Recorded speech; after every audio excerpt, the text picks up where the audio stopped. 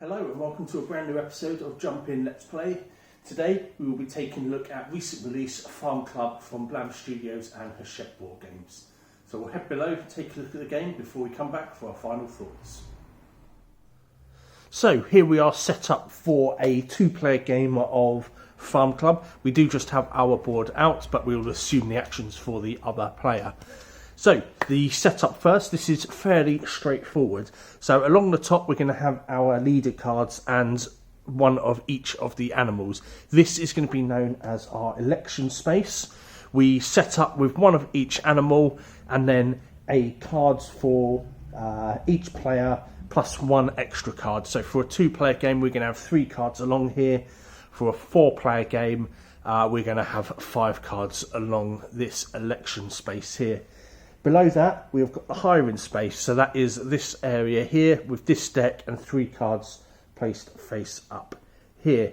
Underneath each of those cards, we randomly draw an animal from the bag and place it under the cards as we draw them. Also with the bag is that when you are setting up for your player count, you will need to remove a certain amount of meeples from that, depending on if it's 2, 3, 4, 5 players, for example. So do bear that in mind. Everyone is then given a farm board. It is double-sided, so you can just pick the side that you would like to play on.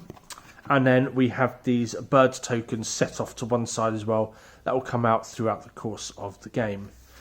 On your game board, you're going to have these 9 squares, including the one in the middle, which is a special square. This is your leader space, so only a leader from the election row here can go in here at some point in the game. At the bottom here, we have a visual reminder of some of the actions, which we will go over in just a moment. And then we have 2 spaces that each have an animal on them and a little bird token underneath. These are bonus spaces, so if you place that animal there, then you are able to get a bird token, which again we will explain in just a moment. So now that we are all set up, we can move into the game turns themselves. So this is split into 3 phases. So we start with calling on the birds, and this is an optional action. So if you do have a bird token, you can spend that bird token to replace either all 3 of the gulls or all 3 of the animals. You take them away, put them off to one side, and either take the new animals out of the bag or 3 new cards from the top, and then the animals that were replaced go back into the bag. These cards just get discarded from the game. We then hire an animal or elect a leader. So to do this, you will either pick an card from along here, a gold card, and the corresponding animal with it. So for example, if we were to take this, we've got a sheep and a chicken on this one, and we have a horse that we take alongside it. If we don't want to do that, then we can hire a leader, elect a leader, but this is a once in a game action, so you will perform this at some point throughout the course of the game, and that is to take any one of the 3 cards or the remaining cards that are up here and one of the 6 or the remaining animals from up here. These go into the middle space, and this card will go into your goal area and will contribute to anything that you score towards the end of the game. Once you have done that, you can harvest. So harvesting, there's 2 types of harvest. So all of these have got the lightning bolt symbol. These are immediate, so they're going to score straight away. When you score them, you turn them face down. However, there are also hourglasses. So an hourglass is scored at the very end of the game. So you will need to bear those in mind as well as you progress through the game. So that's the sort of rundown of the turn phases. There's also a few other little bits in there that you can do. For example, when you're hiring an animal or you're electing a leader, you can get rid of the gold cards that you have just picked up, and that gold card, if you decide to discard it, you can move one of your animals into an empty space, or you can swap 2 animal places, so you can reorganise your farm if you discard the card that you've just picked up. You can't do that as an action with one that you've already had at the start of your turn, so you'll need to keep that in mind as you're placing your animals and picking up these gold cards. So that is everything for the optional action that you can do there. We'll just do a quick rundown of all of the different types of scoring. So this one here is fairly straightforward. We want these to be next to each other. These ones, you want these quantities of animals. And let's just have a look through here. This one, at the end of the game, you just want one of those. This one here, you want these 3 animals in a row or column. You get a bonus bird token if the pig is the one in the middle, and this is scored straight away. This one here is an end game, and you want to have more or the same of this animal than this animal. So if we had 2 chickens and 2 ducks, then you would score the 2 points. However, if we had 3 chickens and 2 ducks, you would score the 4 points. This one here, you want to have more of that animal than a neighbour to your right. I believe that is everything in terms of the scoring cards. So we will go through a couple of turns to give you an idea. So we'll start off with our visible player here, and they are going to take this one. So we're going to place that there. And then this we can place anywhere around here. If we were to place it here, then that means that later in the game we wouldn't be able to get this bird token. Same here, unless we used an optional action to discard our just chosen gold card to move it and then free up the space to put an animal in there later. So for now we are going to just put that down in the bottom here, and then we replenish. So that comes out there. We take a look in here, grab in an animal, and then it is our opponent's turn. So they would then pick a card and the corresponding animal. So they might take this one, for example. So they take that and add that to their farm, revealing a new gold card and a brand new animal. It comes back to us, so we get to decide what we want to do. So let's go for... Let's take this one here, because that would be quite a nice thing if we manage to get that. We're going to place this just down here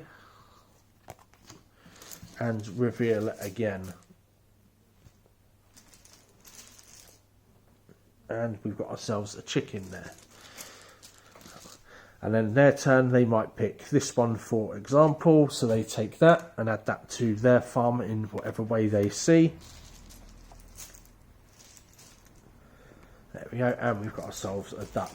And it's going to keep going backwards and forwards like this until all 9 squares have been filled, with the middle one being one of your leader animals. So, for example, we might decide that we're going to take our leader animal now. So if we take, say,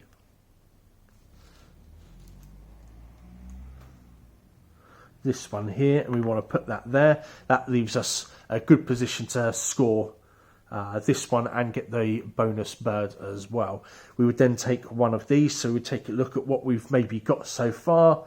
So this one looks like a good one because we're already a good way there with our goals. Importantly, once we have taken a leader and we've taken a leader card from the top here, this does not get replenished. So the next player has the option of these 2 and these 5 animals. And we go back and forth, and then at the end of the game you're going to take a look at all the cards that you have scored. So any that you score during the game with this lightning bolt would be face down. And then anything that's end of game is going to be in one of 2 ways. So if you've scored it at end of game, you could just add it to your score pile. If you've partially scored it, so the one in the parentheses here, you just turn it onto its side, and then you know that when you are adding up your total score that you're adding the 2 points, not the 4 points from that. So that is a quick run through of the setup and gameplay for Farm Club. We'll head back up top to discuss the final thoughts. Welcome back. I hope you found that tutorial useful. So on to our thoughts on the game. So we'll start with the components as always, and then move on to the gameplay and then our own personal thoughts at the end. So our components, our rulebook, a very, very simple setup on the rulebook here, clearly laid out with nice descriptions as well, really just like a few pages there. So that was a nice tick in that column. When we come to the cards, these are fairly well laid out, so we'll go with the leader cards first. So leader cards, very self-explanatory, telling you exactly what animals you need and the quantities of, clearly marked on the back to delineate them from the objective cards, the goal cards. So the goal cards themselves, again, once you've gotten used to the rules and you understand the symbology, very, very clearly laid out, telling you exactly what you need. The only thing is learning the symbology on the bottom. These two need to be next to each other, for example. This one you want to have the same amount or more than a neighbour. This one you want to have the same amount or more of horses than goats, for example. And they just go through like that. So that one there, you want these three in a row or column, the pig in the middle for the bonus. So fairly self-explanatory with the cards, very well laid out and very clear as to what animals they are referring to. Then we get to our animals themselves, and I do love animeeples. They're just really nice. I like saying the name as well. But again, very clear. We've got our horse there, we've got the goat, pig, and we've got the chicken here as well. So really nice, really colourful, matching the colours on the cards as well, very, very important, linking it all up there. We've got our bird tokens, good sized chips, very standard, nothing to write home about, but nothing to complain about either. And then we get to the boards themselves as well, and again, very clearly laid out. We've got a nice visual reminder along the bottom of some of the extra things that you can do, as well as a lovely colourful picture of the farm. These are double-sided, as we mentioned in the video, so that you can choose a little bit of variety, maybe go after certain animals to get the birds tokens. So the gameplay, very, very straightforward gameplay. On your turn, you're going to be picking either a leader and any one of the leader cards, or you're going to be picking a goal and the animal that is next to that goal. So it's really kind of a sort of light strategic puzzle game where you're trying to collect animals that might not always match the cards that you've got in order to try and score on cards that you do have, or set up for other cards that you've just pulled as well. Also, whilst trying to think about the leader cards that you will have to take on one of your turns. As I said, it is a really light strategy game, a bit more pattern recognition than worker placement, as the box does say somewhere, I believe. But it is a lovely, lovely little game. Great for younger kids as well. Works really well as a nice filler game. If you're just looking for something quick and easy to play, you don't have a lot of time, or you're just looking for something to round off the end of the night, for example, it kind of fits in all of those categories there. As I said, it is more of a sort of pattern building game than anything, so you are looking to place them in certain ways in order to score all of the different patterns, the different cards that you will be creating. So my final thoughts on the game: I think it is a wonderfully crafted game, absolutely a delight to play. We've been playing it quite a lot recently, and again, it's because it's just a really nice fun game to fill in between larger games, something of a bit of a palate cleanser as well. It certainly isn't one for someone who's looking for something really sort of deep and layered and overly complex, but at the same time if you are just looking for something maybe to play with your kids, or you've got friends that haven't played board games before and they are interested in trying them out, this is a good one to get them in on. Just give them a kind of idea of like set collection, things like that. If you like the sound of the game and you want to give it a go, do come on down to the shop. This is in our board games library, and as of the recording of this video, it is February's board games challenge, where you can play the game anytime you visit the shop to play, give us your score at the end, and then at the end of the month, whoever has the highest score gets 10% off their next board games purchase in the shop. So that is everything for this game. If you do have any questions about it or anything else in the shop, pop a comment below. We'll be happy to reply and help you out. And as always, guys, we'll see you in the boardroom.